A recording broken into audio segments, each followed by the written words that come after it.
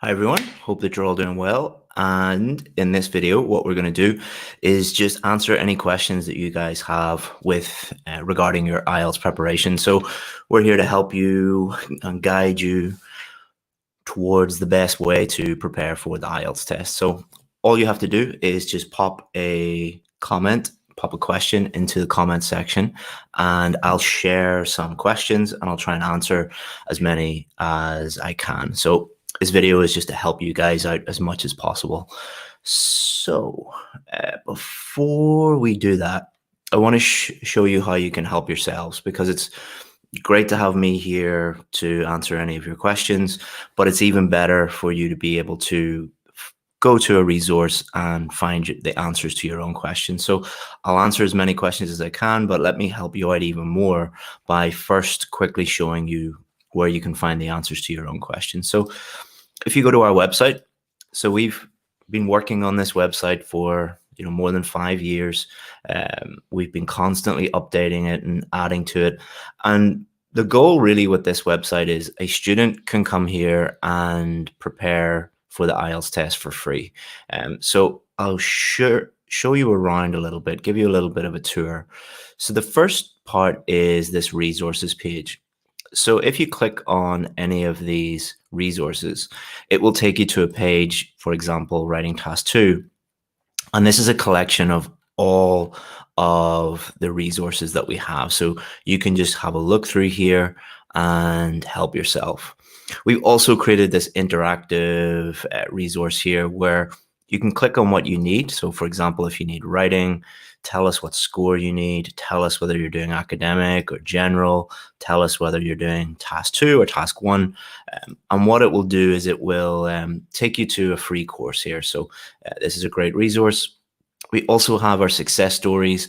These are one of the most valuable IELTS resources on the internet, because it's not a teacher or a guru telling you what to do. It is real students who were in the same position as you, who all got a 7 or above, and they're teaching you exactly what to do. So click on there and you'll get hundreds of success stories. If we go down here, we also have a little bit of artificial intelligence, our little AI bot. If you type in any question here, so how to do writing task 1, it will take you to all of the resources that answers your question. We also have our Facebook page, our Instagram, our YouTube channel. Again, just hundreds of different videos and resources and guides on those channels. So check those out. So that's how you can answer your own questions and find your own resources. So if I don't answer your question, go and check that out. And if I do answer your question, go and check that out as well. So let me see.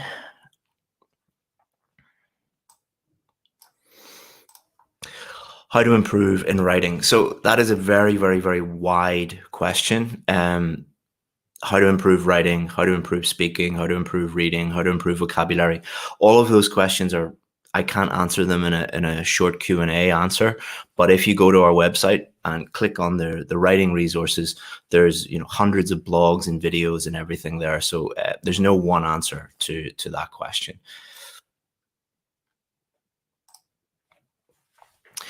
Next question from Aravind. Sorry if I'm messing up the pronunciation of your name. So how significant are collocations? So they are important, but a lot of people misunderstand them. There's some misconceptions. A lot of people believe that using certain collocations or using lots of collocations will boost your score or dramatically increase your score. That's not really the case. Let's think about what collocations are. So collocations are just, 2 or more words that naturally go together. So for example, say I go to a restaurant, I would describe my meal as a delicious meal, but I wouldn't, let's say the waiter is walking past, I wouldn't describe him as a delicious man. I might describe him as a nice man or a handsome man, but you wouldn't say a handsome meal. Those 2 words wouldn't really go together. So it is naturally how you use the language. So you shouldn't go into the test thinking I need to use certain collocations or I need to use lots of collocations. Just focus on, in writing and speaking, on clearly answering the question and using accurate and appropriate collocations. And that comes from really learning the language. And a good piece of advice is that when you are learning new vocabulary, add in the collocations. So if you learn a new word, look up the common collocations. There's a website called Just the Word. So JUST, the THE word, WORD, just the word, and type in any word and it will give you all the most popular, the most common collocations for that word. And then you can add them into your vocabulary notebook and then practice using them, get feedback on them. And that'll help you use collocations naturally, but it's not about using them as much as possible in the writing test or in the speaking test.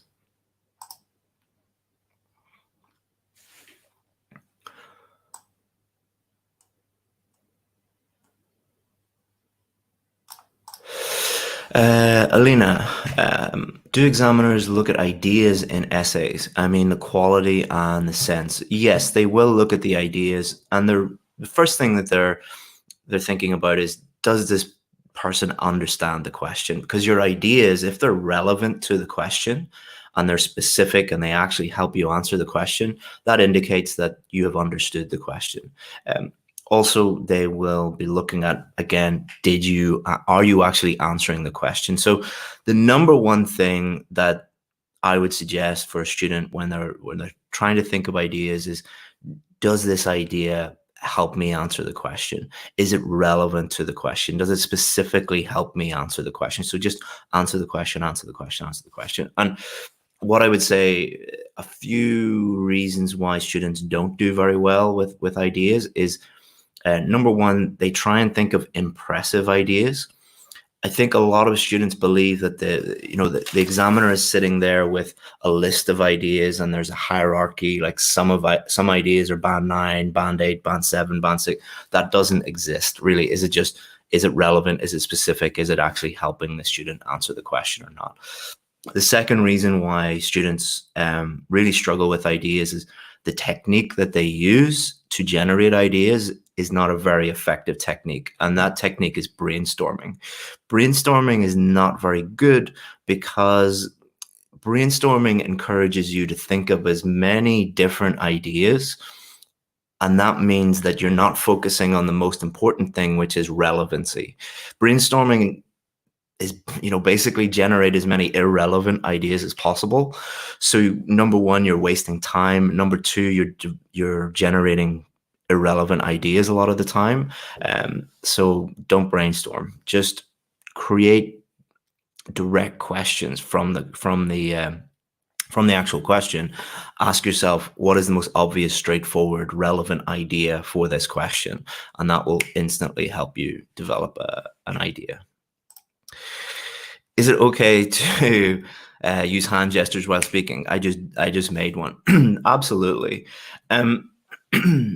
There's a lot. Nearly every answer to my question is going to be, there's a misconception or a misunderstanding, because IELTS is a very simple test, overcomplicated by some students and some teachers. It is extremely simple, but people add in things that make it a lot more complicated than they need to be. So hand gestures, body language, eye contact, the clothes that you wear have nothing to do with fluency, grammar, vocabulary, and pronunciation. Those are the four things that the examiner is judging you on: fluency, grammar, vocabulary, and pronunciation. Anything else, they are not judging you on that. They're also not judging you on things like how to greet the examiner or how to be polite to the examiner or stuff like that. If a teacher is teaching you things that are irrelevant to your actual score, they're wasting your time. So always, always, always encourage your teachers to be saying, okay, what has this got to do with the marking criteria? Fluency, grammar, vocabulary, pronunciation. If your teacher is teaching you about hand gestures and eye contact and body language, they're wasting your time. So be very, very careful with that.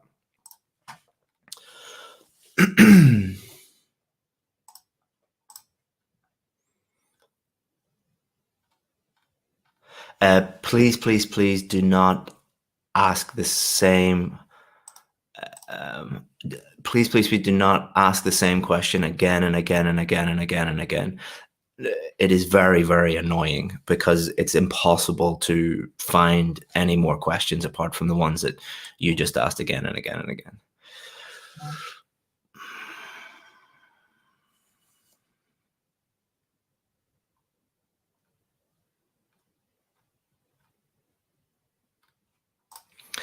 I have a query about task 2. While I was studying and practicing task 2, I came through thesis statements. When actually do we write thesis statements? So a thesis statement is something you put in your introduction, and it is basically telling the examiner, this is what I think about the question. This is my position on the question. So depending on what the question is, that will slightly modify the thesis statement. But a simple example would be, do you agree or disagree? So your thesis statement would be, I agree because of idea 1 and idea 2. You do not have to, it's not compulsory for you to include them in your introduction, but they're a very good idea because they help you demonstrate to the examiner that you've understood the question, that you're clearly answering the question, and that what is coming up in the rest of the essay. So they're a good idea, but you can't just, there's no one way of writing them. They differ depending on the different types of question. Go to the website IELTSadvantage.com and check out the different thesis statements and different types of essay there.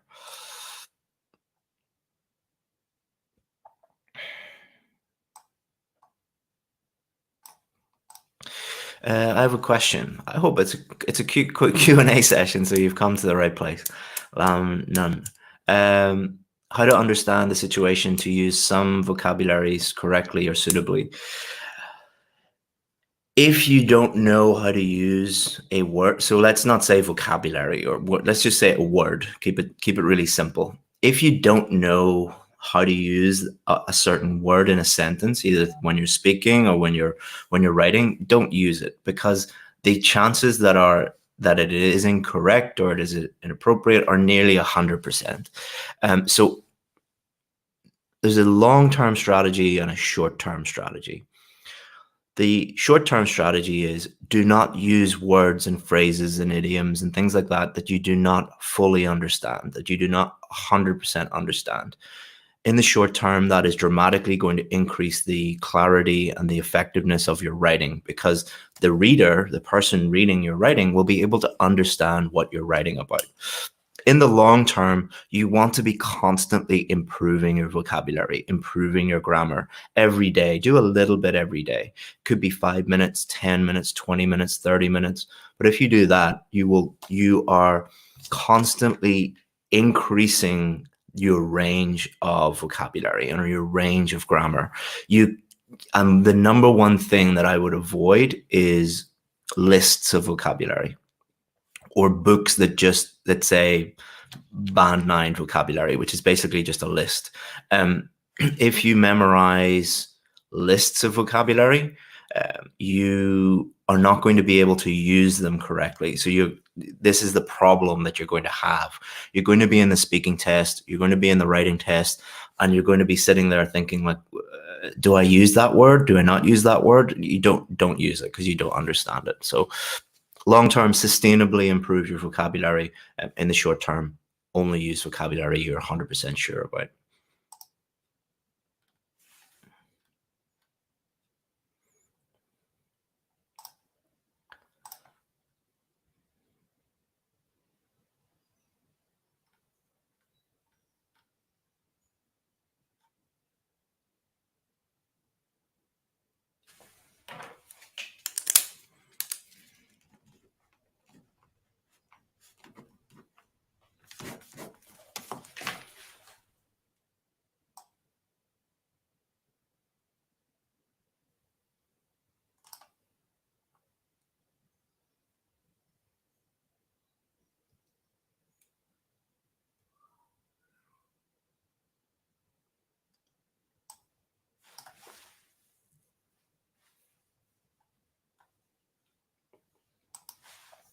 So, Wilson, I know the grammar, but I'm not able to make compound sentences while I'm speaking. So, if you know the grammar, you would be able to make compound sentences. It's also not about knowing the grammar, it's being able to use the grammar. Same with vocabulary. Knowing vocabulary and being able to use vocabulary, knowing grammar and being able to use grammar are two different things. And I think you might be a little bit confused about what a compound sentence is. My name is Chris and I am a teacher. That's it. That's a compound sentence. It has two ideas in it. So my name is Chris, full stop. That's a simple sentence. One idea. I am a teacher, full stop. That's one simple sentence. My name is Chris and I am a teacher. That is a compound sentence. I guarantee you are capable enough.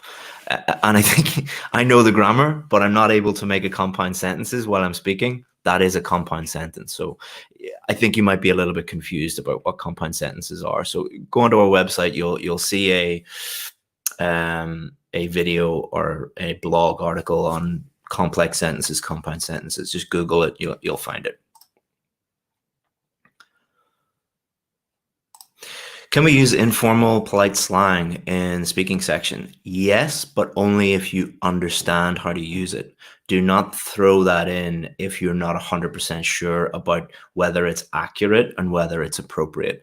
Slang and informal language is actually extremely high level. Cursing, saying bad words, don't do that in your speaking test, but that is like only very, very, very high level learners can use that. Formal standard English, most learners know how to use that because it's what is taught in schools, it's what's taught in textbooks. Colloquialisms like local language, slang, cursing, informal language, that is actually very, very high level because it's very rare for a student to come across that and to learn that, and very, very rare for a student to actually use that. So if you use it correctly and appropriately, you will impress the examiner. But do not go out there and try and memorize a bunch of slang words and then throw them into your speaking test. That's not going to work because you're going to use them incorrectly. So use them, but only if you're 100% sure about them.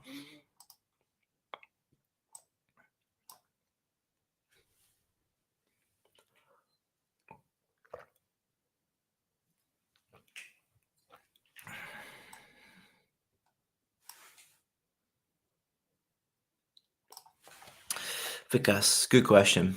Regarding speaking, if we think of using vocabulary, the fluence will affect and vice versa. So what is the strategy for this to avoid? Very, very good question. So think of it like a seesaw. All right, you know, seesaw the kids play on, so it goes up and down. So vocabulary and grammar on one side and fluency on the other side. The more you think about vocabulary and grammar, normally the lower the fluency. The less you think, actively think about vocabulary and grammar, normally the higher the fluency. Why is that? Well, think about your brain as kind of like a computer. So you're watching this right now on a computer. What happens if you open up lots of programs or lots of tabs on your browser and the computer slows down?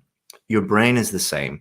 If you are going into the test and you're really thinking hard about what tense should I use? What idiom should I use? What big word should I use? Your fluency is going to be affected. So you need to be very careful and you need to strike a balance with this. So the strategy for this is before the test, when you're practicing, constantly push yourself out of your comfort zone. Constantly try and use vocabulary and grammar and phrases and idioms that you're not 100% sure about, you're not comfortable doing. Then in the test, do the opposite, which is only use grammar and vocabulary that you're 100% sure about. So by following that strategy, you're constantly improving your vocabulary and grammar. But then on test day, you're going to just use the words and phrases that you automatically can use. Because again, think of your brain as the front part of your brain as the conscious part of your brain, the thing that you actually have to think about. The back of your brain, sorry for any neurosurgeons, I'm not being very technical, but the back of your brain, or I don't want to get into the amygdala and all these technical terms, um, deals with automatic processes. So when I am speaking the English language, Vikas, I don't know where you're from, but when you are speaking your native language, do you think about grammar and vocabulary? No, it's automatic. Um, when you are tying your shoelaces, do you think about tying your shoelaces? No. Did you have to think about tying your shoelaces when you were a little boy or a little girl? Yes, you had to think about it because it was still in the front conscious part of your brain. So through practice and through constantly pushing yourself out of your comfort zone, you are moving things from the conscious part of your brain to the subconscious automatic part of your brain. So that, a little bit complicated. I think I have a good video on that on YouTube, about that. So go and check out my YouTube channel, IELTS Advantage. I think I have a whole much better explanation on that.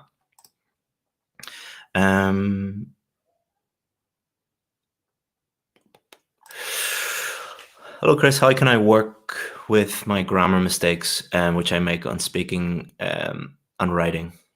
So there's a few things that you can do. I'll give you some free options, and then I'll give you some options that if you have money and you want to get a teacher.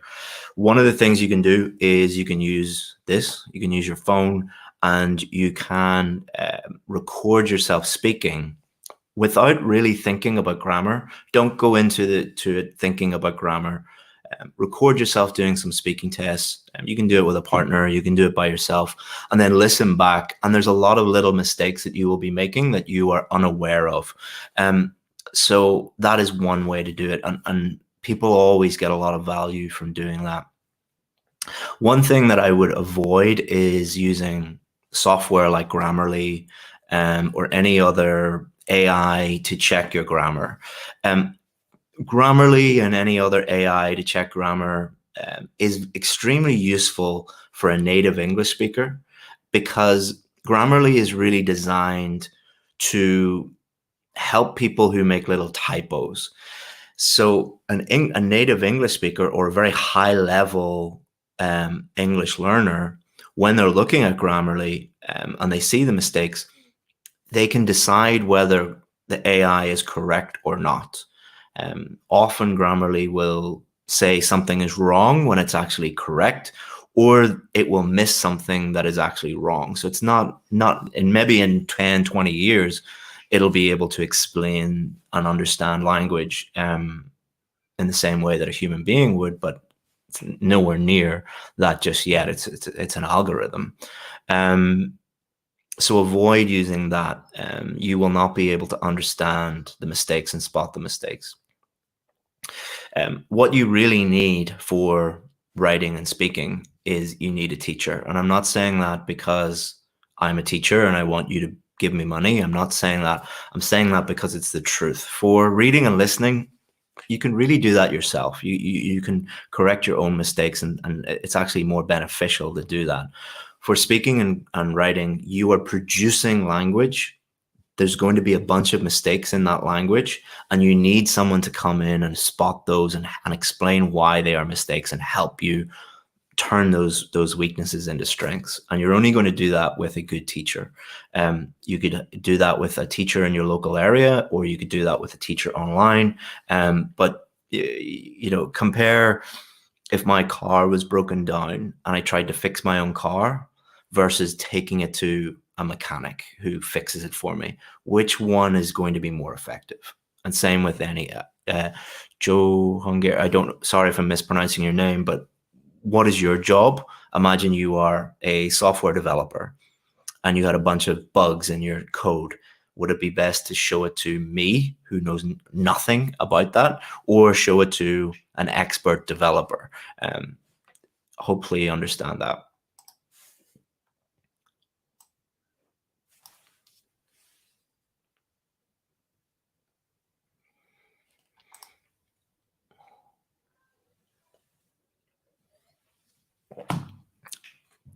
Rosia, I'm stuck with 7 in reading. I know all strategies, I think, and probably the problem is vocabulary. Can you give me an advice? Yeah, so this is a very common problem where students focus on strategies, or they focus on reading skills, or they focus on vocabulary in isolation. If you are focusing just on strategy, or just on reading skills, or just on vocabulary for reading, you're probably not going to do so well because they're part of an overall system. To get a band 7, to get a band 8, to get a band 9 in reading, you need to have strong strategy, strong reading skills, and strong vocabulary.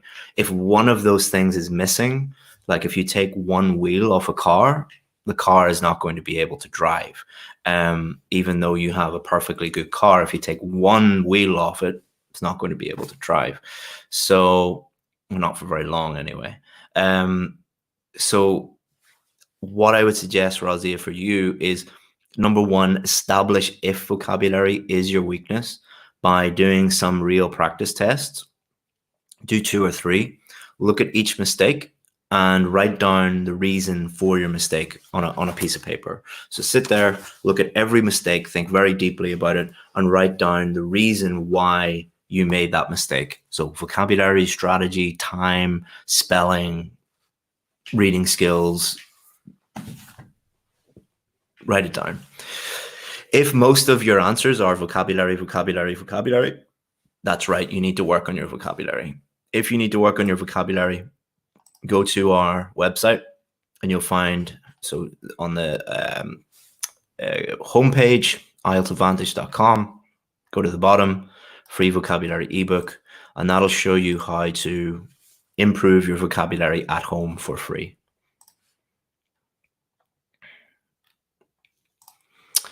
Shahid, hi Chris, how do I improve my grammar?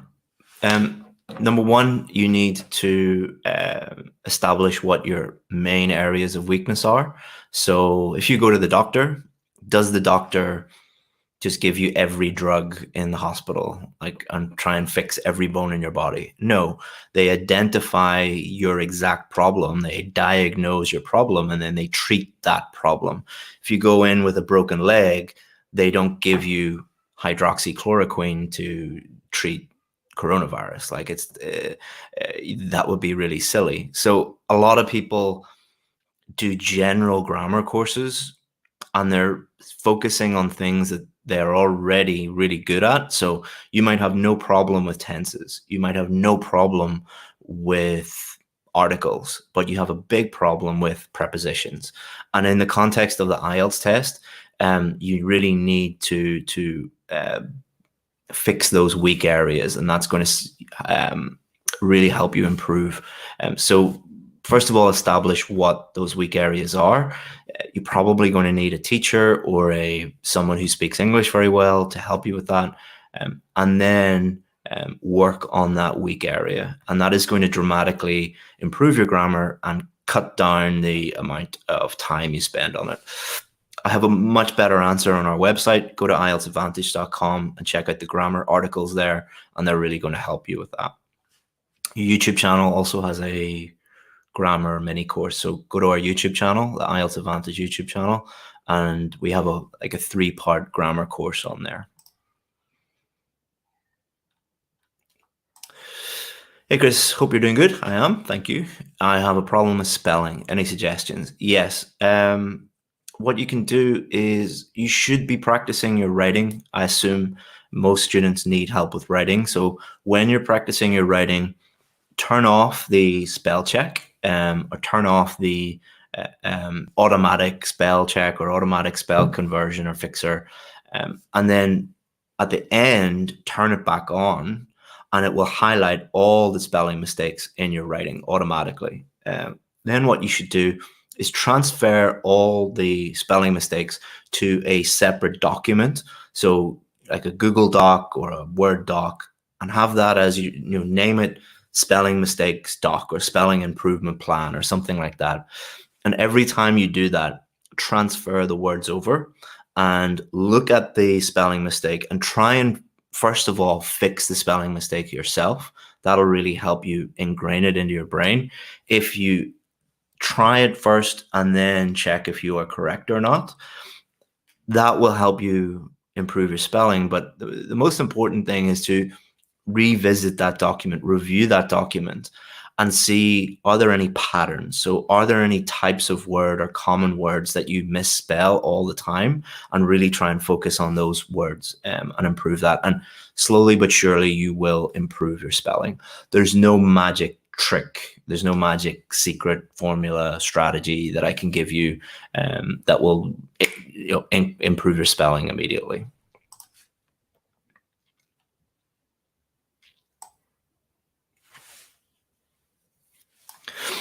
What is the difference between giving an opinion and agree or disagree? So if the question says, Valona, do you agree or disagree? And you say, I agree, or you say, I disagree, that's giving your opinion. So don't overcomplicate it. Just for agree or disagree, there are many ways that you can answer that question.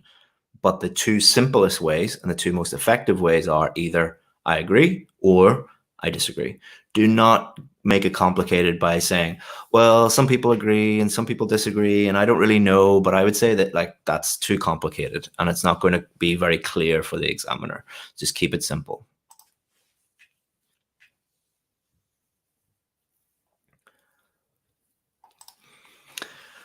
Is it good if I memorize new English vocabulary? No.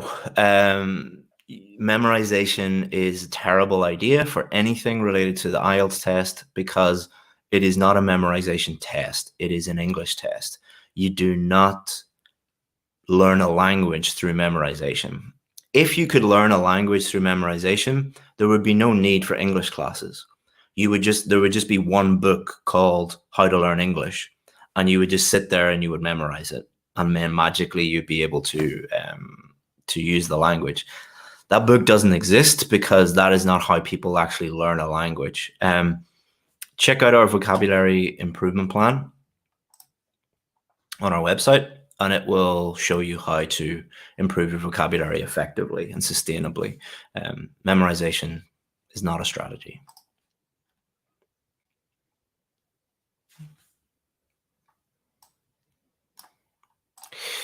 For task 1, general training, should we start the letter Dear Sir, Madam, or start straight with I'm writing this letter? It depends on whether it is a formal letter or an informal letter.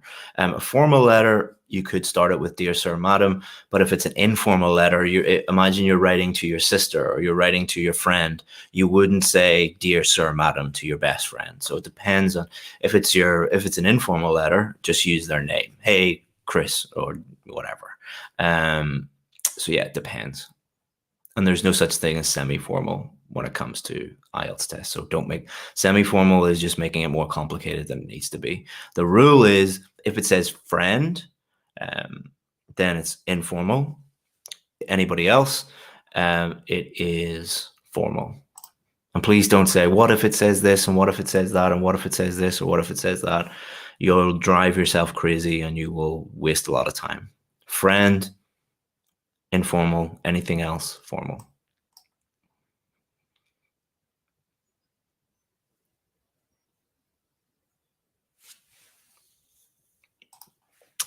Who are you? My name's Chris. Who are you?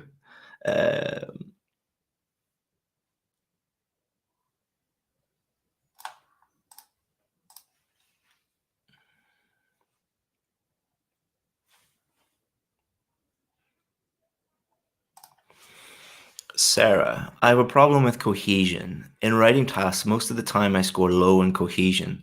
I don't know where is the problem. Even if I understand the question, it would be difficult for me to write a coherent paragraph. So there's a difference between coherence and cohesion. But looking at this, Sarah, there's a much bigger problem. You're saying that you score low in cohesion, which would indicate to me that a teacher has told you that you've got a low score in cohesion. Why are you not asking that teacher to explain why it is low? Or why is your teacher not explaining why it is low? We would never, at IELTS Advantage, we would never just say to a student, oh, your cohesion isn't that good. because that doesn't help the student.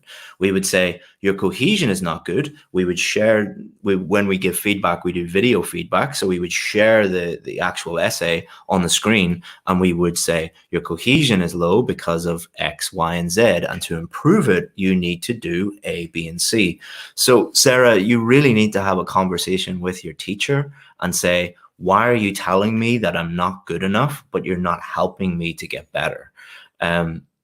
Go to our website and check out some of the articles on coherence and cohesion, because it really requires you to see essays and whatnot.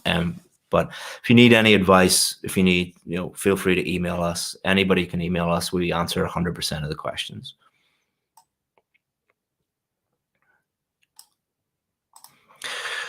How can I listening with speed voice? So the person is not speaking quickly. The person is speaking normally. So let's talk about why this is a problem. Sorry if I'm, even though my wife is Vietnamese, I probably completely messed up the pronunciation. When you learn English in school, the way that the recordings, the tape recordings, the CDs, the whatever the teacher uses, they are normally not speaking at a natural pace. They're not speaking at a normal speed. So what happens is you get used to people speaking like this. Hello, my name is Chris. What is your name? That is not how people naturally speak. If you go to London tomorrow, or you go to New York tomorrow, or you go to Toronto or Vancouver or Sydney or Melbourne, any of these big English-speaking cities, and you sit in a Starbucks and you listen to how people speak, they'll be speaking to you extremely quickly, but to them very normally. So when I go to Vietnam, people are speaking, I can't understand anything because they're speaking so quickly. But you're not speaking quickly in Vietnamese. You're speaking normally. So number one, stop listening to English textbook recordings of English. Stop listening to teachers who talk like this. Hello, class. How are you? Like, they're not helping you. They're helping you in the short term, but in the long term, you will never be able to listen and understand real English at a natural pace. So what I would suggest is that you listen to real English speakers and push yourself out of your comfort zone by listening to podcasts, by listening to YouTube videos, by listening to movies and TV shows, and listening to real English and how people actually speak. It will feel uncomfortable. It will feel like it's really difficult. But like, someone who's never been to the gym before, the first few weeks at the gym are going to be horrible. Somebody who's never run before, the first few weeks of running are horrible. But you have to get through that if to get to the other side where it's, it's okay and you feel good about it. So that's, again, there's no trick, there's no shortcut, there's no super strategy. There's just, pushing yourself out of your comfort zone, doing a little bit of hard work, feeling uncomfortable, and getting better. That's where all improvement comes from.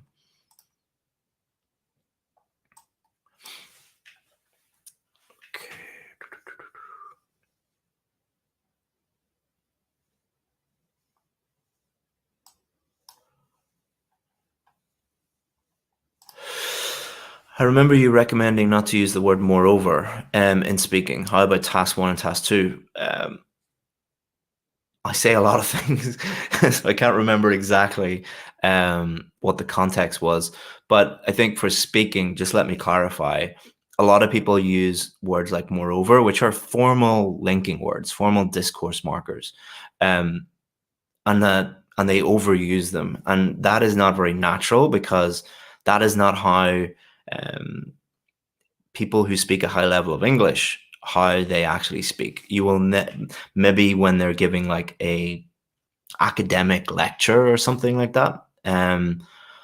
But in natural conversation, you wouldn't use the word moreover. You'd use the word and, or plus, or and another thing.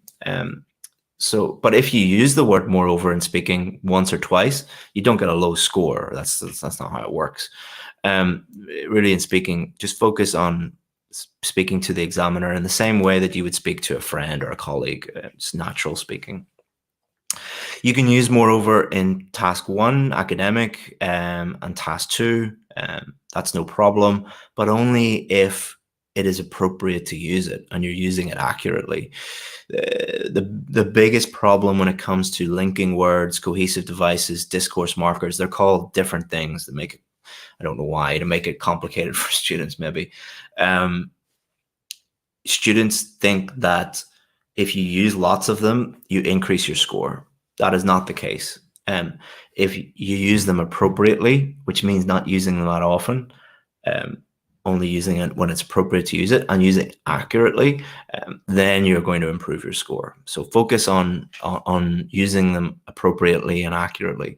A good thing to do with discourse markers, linking words, cohesive devices, whatever your teacher or your guru calls them, look at good writing. Go to, get any book or any well-written blog, or a good newspaper article from like the Financial Times, for example, like good writing, and count how often they use those words. It's not that often. No, it's actually, maybe once a paragraph or something like that. So go and check that out.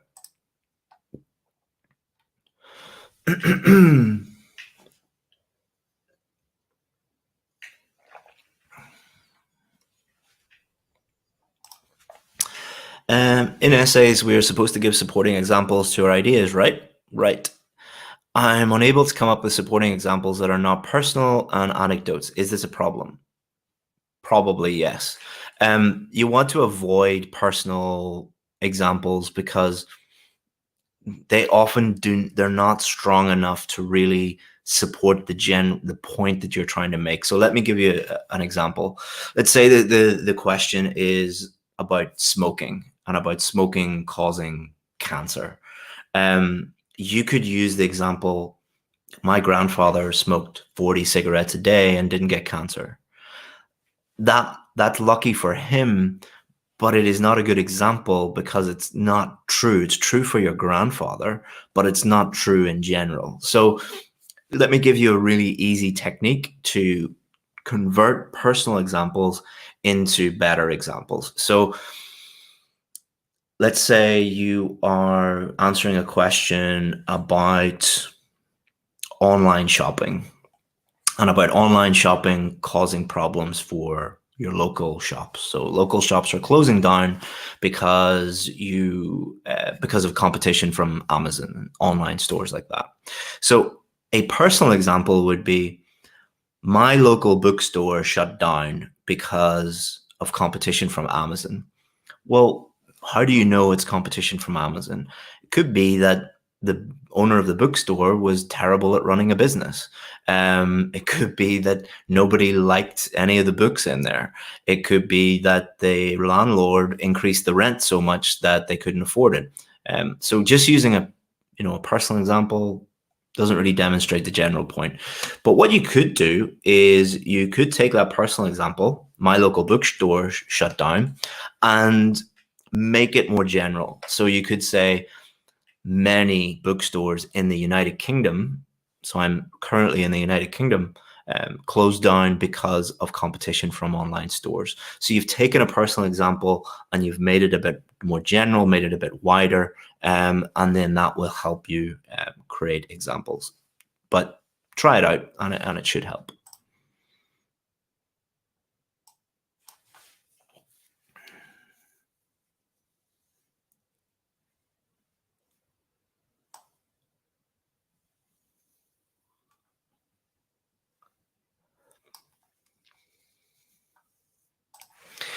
Can we get a good score with simple English rather than complex? If you're asking this question, you misunderstand language. Nobody has ever written an essay or spoke for more than 5 minutes only using simple language. It's impossible to do that. It's also impossible. Well, not impossible, but you wouldn't do that. It's also impossible to only use complex language. That is impossible. It is impossible to write an essay that doesn't have simple words in it like the or and or a or an or because or any of those simple words. Try doing it. It's impossible. What real language looks like, so a band 7, a band 8, a band 9 even, is 50% A1, A2 words, about maybe 60%, and then about another 30-40% of intermediate words, so B1, B2, and then a tiny percentage, like 2%, 3% of C1, C2 words. And that represents any of those books on the shelf, any article from Harvard, from MIT, from Cambridge, from Oxford, any newspaper article from a good newspaper like the Financial Times, for example, if you run that through and there is software that you can get which analyzes all the words and tells you which ones are A1, A2, so low level, B1, B2 in the middle, C1, C2 at the top. All the graph always looks the same. Most are simple words, some are intermediate words, and a tiny percentage, 2 or 3%, are high level words. So a huge number of students say, can I just use simple language? Or a huge percentage of students says, can I tell me how to use complex language? You're thinking about it all wrong. You want to use language naturally, which is use words that help you communicate clearly. Don't think about simple words or complex words. Focus on clear communication. And that is really, really going to help you. So that's very different from what most people will tell you. Most people will tell you the opposite, which is just use lots of big words. But that is a terrible idea because it's impossible for students to use. Why would you teach students something that is going to lower their score?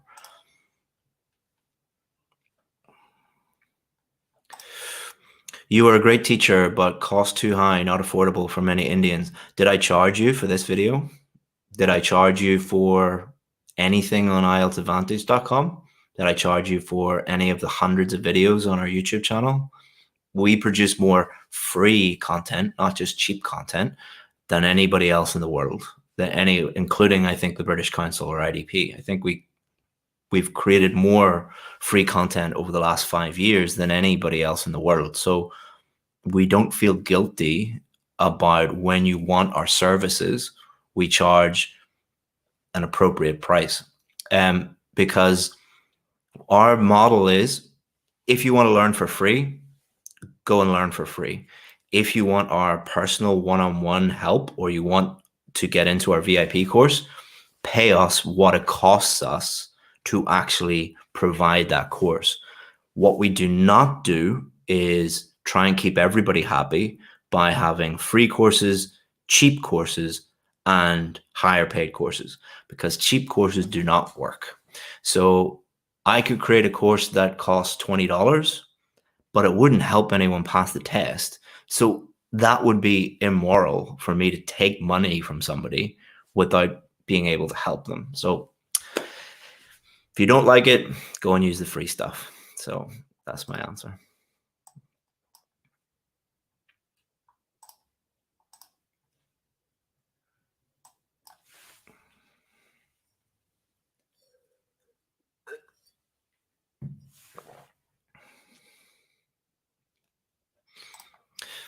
Sir, I asked for discount in paid course. Kindly do reply yourself to that mail. I don't answer all the emails that come in because we receive thousands of emails a day. My job is not to sit and answer emails all day, because if I did, I wouldn't be able to do this. I wouldn't be able to help my VIP students. I wouldn't be able to help my team. So we have a team of about 30 people working for us. working on the team, and they are very, very good at answering emails. So please just talk to them.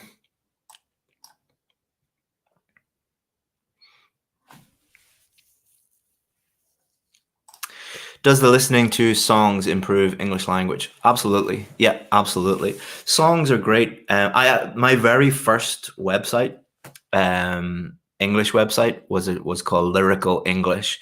It was like an idea I had where I would take songs and I created lessons for my students and I put them online. And I love teaching, using songs to teach English, because there's great vocabulary in them. They often tell a story. There's great grammar in them. So yeah, they're good. But what I would recommend doing is don't just put in your headphones, get Spotify or get YouTube and just listen and look out the window. Try and take the vocabulary and the grammar and the pronunciation and the listening skills and try and focus on certain aspects of English while you're listening to songs, and then you will really, really improve your English that way. What I would recommend is, for some people, songs will really work because they love music. For other people, podcasts will really work because they love a particular podcast.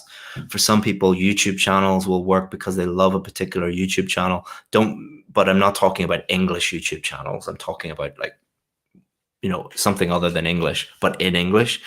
So for some people like me, I prefer reading. Like, I love reading. I read, multiple books a week. And that really helps me because I've discovered the thing that I like. You really need to discover the thing that you like in English. Is that music? Is that documentaries? Is that football? Is that cricket? Is that cooking? Is that whatever it is? And really focus on that, because if you do that, you will consistently do it. People do not learn languages by going on a 2-week crash course or a 1-week crash course.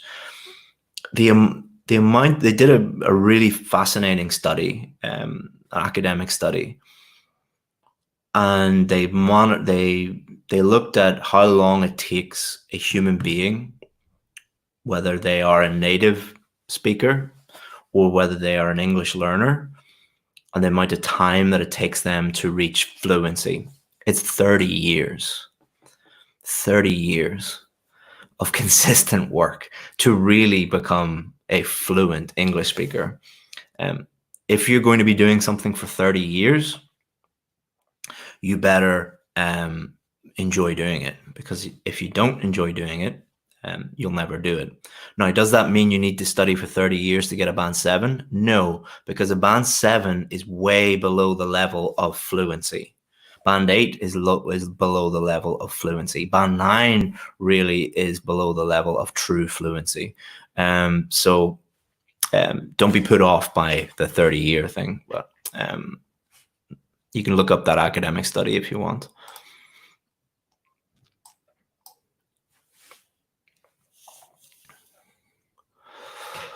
Okay, guys, so I only have 5 minutes left. I wish I could stay and talk to you guys all day, but obviously I have other stuff that I need to focus on, run a business and help my team and help my students and whatnot. So what I'll do now, I'll do a quick fire round where I'll try and answer as many questions as I can in 5 minutes.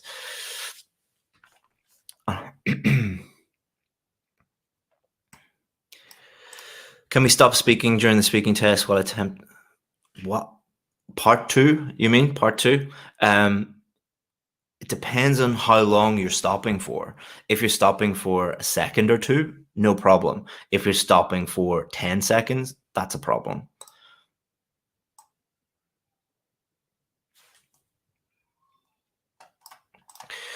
Hi, Chris. I got 6.5, 6.56 in speaking. Do you think I should do IELTS test in 1 month? No, don't do the test. Do preparation, do a course, do whatever you need to do. Get to the level that you need to get to, and then book the test when you're ready. Don't worry about time. Focus on improvement. How to overcome nervousness during the speaking test. If you're nervous, if you're stressed out, what you're really saying is that you have fear. You have fear because you know that you're not at that level that you need to be at yet. So the number one way to reduce nervousness, to reduce stress, is preparation. My students, my VIP students, aren't nervous when they're doing the test because they've done it so many times. They prepared so much that, and they've been told by me, you're ready for the test, that it's just going in and doing it automatically. So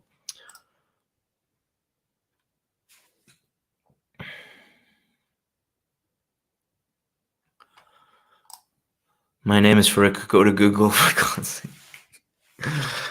That's the best statement of the video. Yeah, let me answer that a bit more diplomatically. The vast majority of your questions that you're asking can be answered by Googling it.